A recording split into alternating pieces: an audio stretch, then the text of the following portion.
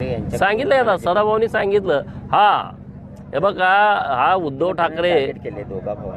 ठाकरे हा सूर्याजी पिसाळाची औलाद आहे. 2019ला या महाराष्ट्रातल्या जनतेने देवाभाऊंना मुख्यमंत्री होण्याचं बहुमत दिलं होतं आणि तुम्ही अनैसर्गिक अलायन्स केली.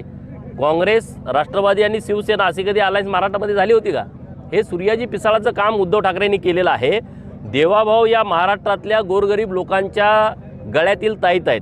या महाराष्ट्रातील उपेक्षित, वंचित, पीडित, प्रतारित, अपमानित लोक, 18 पगड जातीची लोक, 12 बलुतेदार, भटके विमुक्त, ओबीसी, मायनर ओबीसी, शेतकरी, कष्टकरी, आदिवासी आणि मागासवर्गीय यांचे हृदय सम्राट आहेत देवाभाऊ.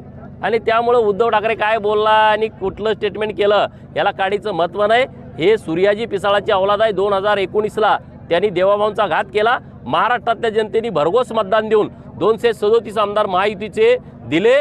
पुन्हा देवाभाऊ महाराष्ट्राच्या सत्तेमध्ये आले आणि पुन्हा काल आषाढी एकादशीची म्हणजे आजच पाटे आज पुन्हा एकदा देवाभाऊंच्या उपस्थितीमध्ये पांडुरंगानंच तो दिलेला आशीर्वाद आहे.